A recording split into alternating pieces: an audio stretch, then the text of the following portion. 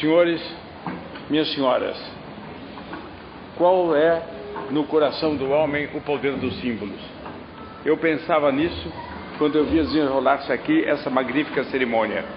Já o pensava ontem à noite, durante o cerimonial esplêndido da missa no santuário de Nossa Senhora de Fátima. A palavra humana é o principal veículo de expressão do homem, mas como o símbolo foi instituído por Deus para dizer coisas que a palavra não diz, ou para dizer de um certo modo como a palavra não a sabe dizer, de tal maneira que também toca de modo especial o coração do homem. Se nós considerarmos que a revelação foi dada aos homens, a revelação divina foi dada em palavras humanas para o homem entender, mas que apesar de tudo, para tocar o coração do homem, Deus criou este número incalculável de símbolos magnificamente ordenados e que o rodeiam e que são as coisas da natureza. Quando nós considerarmos que nosso Senhor Jesus Cristo nos deu o exemplo magnífico, santíssimo, incomparável de sua vida, de suas virtudes, de sua paixão e morte, mas quis ao mesmo tempo que antes de o homem existir sobre a terra, tantas e tantas coisas que há no mundo da natureza, desde logo o simbolizassem a sua paixão e sua crucifixão. Quando se pensa em tudo isso, se entende bem qual é o valor dos símbolos. E eu pensava nisso vendo essa simbologia magnífica se desenrolar aqui diante de nossos olhos. Nosso Senhor, no momento em que Ele se aprestava para começar o sacrifício do qual depende a nossa redenção, quando Ele caminhava para o Horto das Oliveiras, Ele passou por um ponto de onde se divisava a cidade de Jerusalém. Conta-nos o Evangelho que os apóstolos pararam e começaram a olhar a beleza do templo, e Nosso Senhor chorou e recorreu a um símbolo para exprimir a sua dor. Jerusalém, Jerusalém, quantas vezes eu quis acolher-se junto a mim, como a galinha faz junto com os seus pintainhos, mas tu recusaste. Tu não quiseste a paz que queria habitar em ti, e então virá a série de castigos. Quer dizer, um símbolo tão modesto, tão trivial, tão corrente, Nosso Senhor o elevou para a comparação de si mesmo como símbolo de seu amor, seu apostolado, símbolo depois de seu amor na cruz, do qual ele disse: ninguém pode amar outrem tanto quanto dando a vida para este outrem, e ele deu a vida por nós. Aqui tivemos também uma simbologia magnífica. O que dizia essa simbologia? Algo que minhas palavras não vão dizer ao certo, mas que vós sentireis bem, que interpretam a razão de vossos aplausos. Vós aplaudistes a maestria com que isso foi executado, e tiveste razão, mas vós aplaudistes sobretudo o sentido que isso tinha. Que sentido é? O sentido da consciência de que nessa cerimônia que nada tem de militar, se presta um pleito de amor à Santa Igreja Católica Apostólica Romana, a igreja militante, a igreja que Nosso Senhor fundou para lutar nessa terra, para lutar contra o mal e para levar as almas contra o céu. Essa igreja que, portanto, nas expressões mais características e mais nobremente agudas de sua história, não duvidou em suscitar gládios que se levantassem para ir de frente aos inimigos que vinham. E daí o bem-aventurado Urbano II proclamar a primeira cruzada e o brado admirável que percorreu a Europa de ponta a ponta: Deus vult. E é na nostalgia dessas cruzadas, é na esperança de que algum dia Deus queira também, é que essa cerimônia, que nada tem de militar, mas que tem tanto espírito da militância, se realizou com vossos aplausos. Nós não sabemos o dia que virá, mas o dia de luta, e se esta luta não for, e enquanto ela não for uma luta pelo braço, ela será uma luta muito mais bela. Não empunharemos o gládio da matéria, mas empunharemos o gládio do espírito de que fala São Paulo. Lutaremos pela nossa edificação.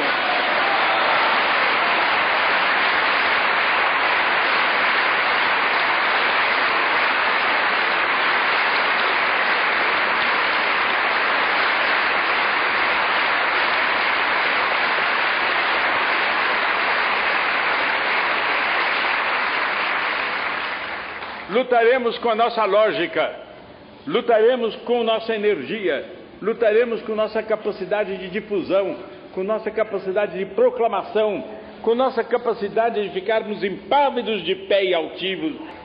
Lutaremos sim com altivez, com fé, lutaremos de rosário na mão, ajoelhados, pedindo a Nossa Senhora.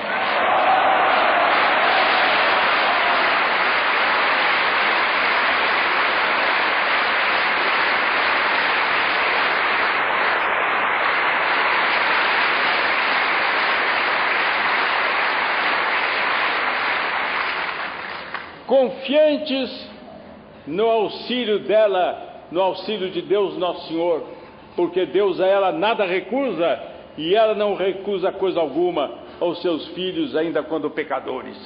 Este hino de confiança, que ao lembrai-vos, nunca se ouviu dizer, nunca se ouviu dizer, nunca se ouviu dizer, nós o repetiremos até o último alento. Maria Santíssima, nunca se ouviu dizer que os que defendem vossa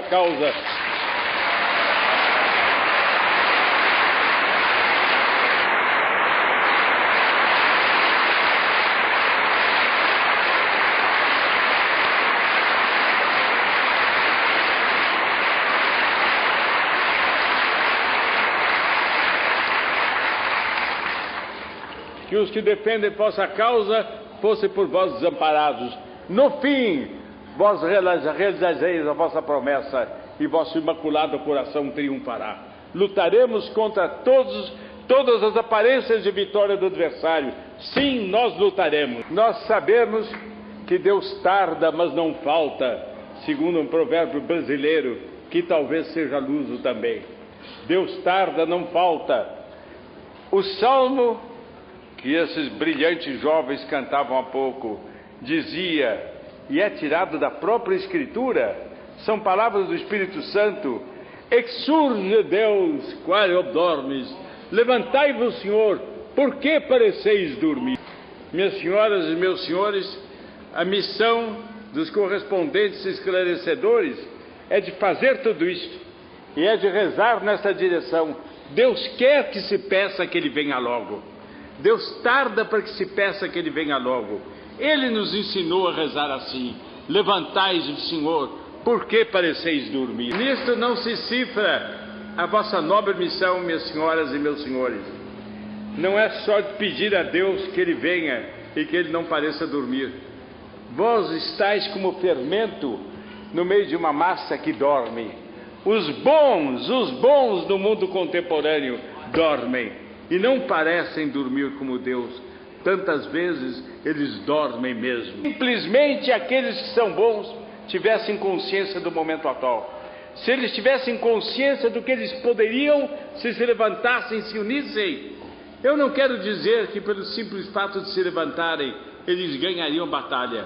Mas eu afirmo pelo menos que eles se levantando, a batalha teria outra fisionomia e seria a letra maiúscula de um capítulo de ouro, cuja palavra final seria vitória. A vós vos cabe a gloriosa tarefa de dizer aos bons filhos de Deus, por que dormis? E por esta razão, para robustecer nas almas de todos nós esta fibra pela qual nós procuramos os outros, e nós aos outros dizemos: acordai-vos, vinde, a luta está aí. Nós pronunciamos as palavras famosas de São Luís Grignon de Montfort: fogo, fogo na casa de Deus, fogo no santuário, socorro, porque eles matam meu irmão, matam minha mãe, matam meu pai, matam os meus próximos. Fogo, fogo na casa de Deus, que é a cristandade. Fogo, fogo na casa de Deus, porque nela tem o fogo a televisão imoral, o rádio imoral, a imprensa corruptora. Porque nela tem o fogo a propaganda sorrateira do progressismo. Fogo na casa de Deus, fogo até no santuário, fogo por todas as partes.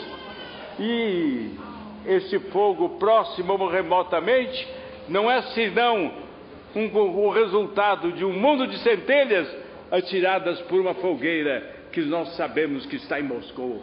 Ó fogo, saibamos lutar contra o fogo. Minhas senhoras e meus senhores, realmente o fogo está aí ateado, e é para que nós saibamos falar contra o fogo, porque esse fogo se apaga com palavras de fé. Fé é a água cristalina diante da qual o fogo fuliginoso do inferno baixa e foge.